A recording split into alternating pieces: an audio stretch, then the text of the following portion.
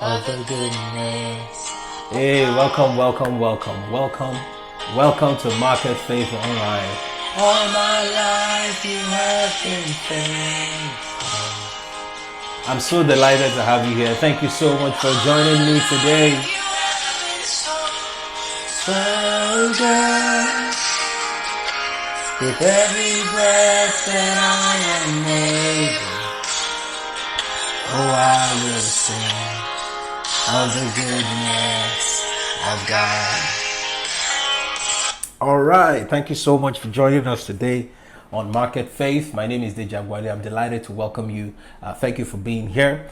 Today we're going to continue on the things that we've been talking about around the metrics of our businesses, the metrics for our careers.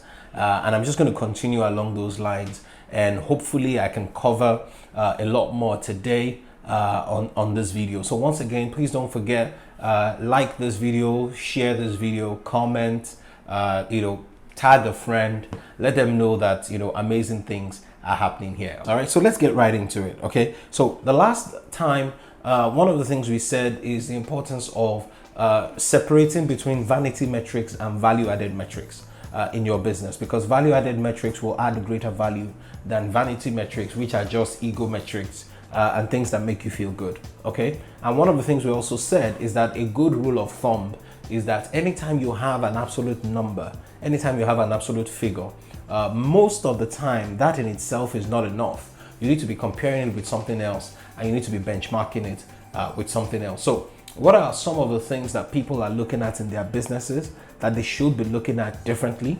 versus some of the things that they are doing already as well? All right, so let's go. All right, the first thing I want to talk about today is people also just looking at their number of sales reps or number of personnel. Now, we talked about this last week, and the only reason why I talk about this differently today, right, is because there is a tendency to overlook it, right, and to just look at one of the things we said last week was we talked about number of employees, right.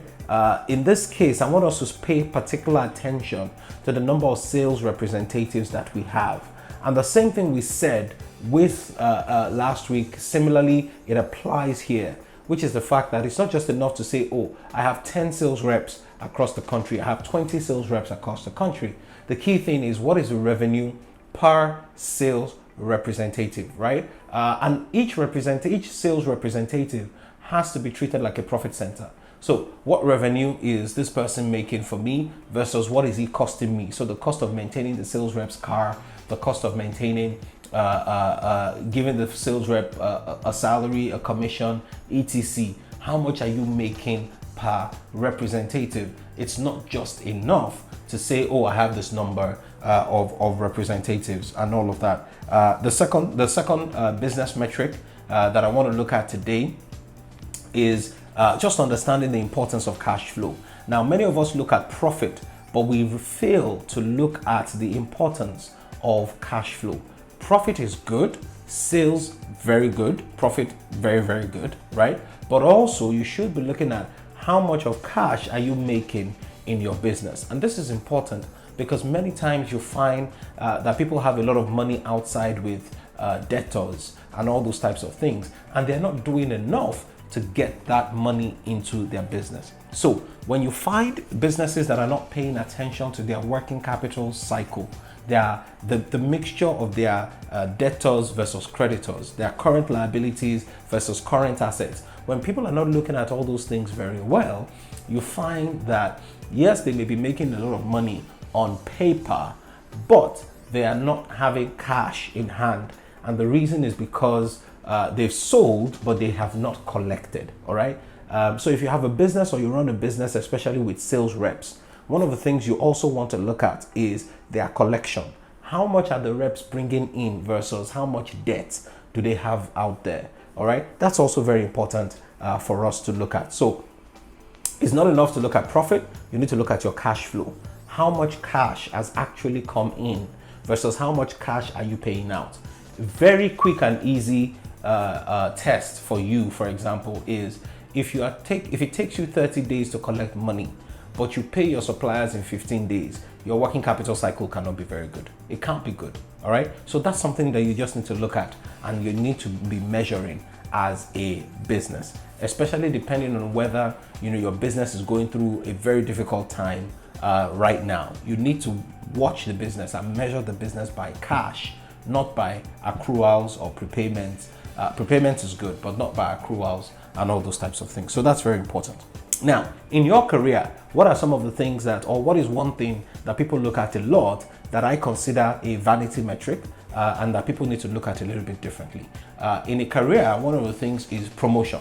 People think that, look, the fact that I've been promoted is, that's the best thing that has happened to me since sliced bread and all those types of things. Look, promotions are good, promotions are wonderful, promotions are fantastic, right? However, looking at promotions in themselves is not enough. Why? Because you can be promoted to redundancy. I'll say that again. You can be promoted in an organization to redundancy. What that means is that you really are not adding value to the business, right? But you have been promoted. Why? Because they needed to get you out of the way so that they can put in somebody else that can do a lot more than what you were doing in that particular position. So it's not enough to say, I have been promoted. The question you need to be asking yourself is my knowledge increasing? My depth in my industry, is it increasing? The breadth of my experience, how is it getting, right? Have I just been promoted to doing nothing? Or I have actually been promoted in the real sense of the word? Meaning that, yes, the perks that come with it is there, but also in terms of the value of the work that I'm doing and how much contribution that is making to the organization. That is something that you need to look at as well. Now, let's turn back into business. What are other metrics that people look at, right? One of the metrics is number of customers. People look at, I have 20 customers, I have 30 customers, I have 50 customers.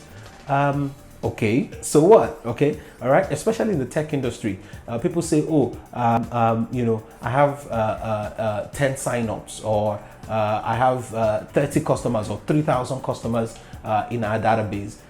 That in itself is not as useful as how many of those customers are actually patronizing you, and what is the share of that customer's wallet that you have per time. Very, very important. So it's a vanity metric to just say that, I have 20 customers, or I have 10 projects currently ongoing. That's a vanity metric. What you should be looking at is, what is the revenue per customer, right? How much are you making per customer? How much are you making per project, right? And all those types of things. So looking at the number of customers in itself is not enough. Looking at the number of projects that you are running in itself is not enough. You need to do a lot more than that. Another metric that people look at in business is, last year my salaries were 50 million, but now I'm paying 70 million in salaries. So my business is growing. It's not necessarily an evidence that your business is growing. Yes, you can afford to pay more, but it doesn't necessarily mean that your business is growing. So one of the things you want to look at is your revenue or your profit divided by the amount that you are paying in salaries. Okay. Yes, one of the things we talked about the last time is number of employees versus the revenue that you are making, right? But you should also look at how much you are paying those employees versus the revenue that you are making. Because if it is too high, right, what that means is that you are paying too much for the revenue that you are making. I'll say it again. If your revenue, the total amount you pay as salaries versus your revenue is very high, you are paying too much for the kind of revenue that you are making as a business. So that's something that you want to look at, and that's something that you want to check. Now, in your career, what are some of the things that people look at that I consider vanity metrics, right? Yes, something has happened in your business and now you have 20 people reporting to you, okay? I see people flaunt the number of people that are reporting to them in their organization as an evidence of growth. That in itself is not an evidence of growth. I think something that is more important is for you to look at how important are my decisions to my organization. What is it that if I do, how valuable are my mistakes? If I make a mistake in this organization today, how much value is that to the organization? Because for me, one of the reasons and one of the evidences of growth in that organization is that the importance of your decision increases.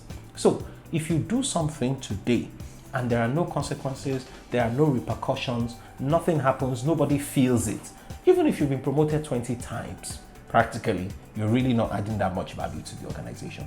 So you need to ask yourself and gauge and measure, right? How important are my decisions to this organization? The things that I say, do they take them on board or do they not take them on board? How much value do I add to the CEO? Do my suggestions carry weight in the heart and in the mind of the people that I am working with? Very, very important metric, all right? Now, let's go on through two more, right, in the business and one more in your career very quickly before we go, all right? I see people talking about balance sheet size, right? Oh, my balance sheet is 20 billion. My balance sheet is this, my balance sheet is that. That's good. It's an ego metric, all right? It's a vanity metric. It's a good, it's not a bad metric, all right? Because if you have a balance sheet size of 20 billion versus somebody that has a balance sheet size of 10 billion, chances are that you can do much more. So let's be measuring that much more that you can do and not just the size of the balance sheet. So you want to look at things like asset utilization. How much are your assets actually generating for you as an organization? As an investor, I've seen businesses where people say that, oh, but I have a lot of assets. But I look at your revenue, right? Your revenue is low compared to the assets. And I'm asking myself, so why do you have assets if you cannot sweat those assets to generate the kind of revenue that you have? I was looking at the transaction recently and they had assets in several hundreds of millions, but their turnover was significantly less than that. In fact, it was too low, and people were running away from it and they were not willing to finance it because they were asking themselves, what exactly is wrong with you sweating the assets to ensure that you get more out of those assets? Why are you not getting more out of these assets? So you can't just say that, oh, my balance sheet size is this, right? The question is, what is the utilization and how are you using those assets? All right. The other thing people look at is marketing or advertising spend. Right? People just say, oh, I spent 20 million on advertisement. I spent 30,000 naira on Facebook. I spent $100 doing adverts and doing sponsored posts and all those types of things. Look, those are ego measures. The question you're asking yourself is, what is my revenue per marketing spend? How much am I making per the amount I'm making or investing in marketing for my business? Because if there is no correlation, then you need to be asking yourself some very, very serious questions, okay? So marketing, advertising spend, yes, is good. You spent a lot of money on adverts, but what is the revenue per marketing and advertising spend? Now, the last one is this, for career people, all right? People look at, one of the things that I consider, some people may disagree, and that's fine, all right? But when you look at just your performance rating in your organization, I think that is not enough, right? I'm a strong performer in my organization. My rating is 4/5, or my rating is this, my rating is that, right? I think that one of the things you should be looking at as well is, what is your share of the annual bonus that the organization declares? In other words, are the people excited about bringing you on as a profit sharing person?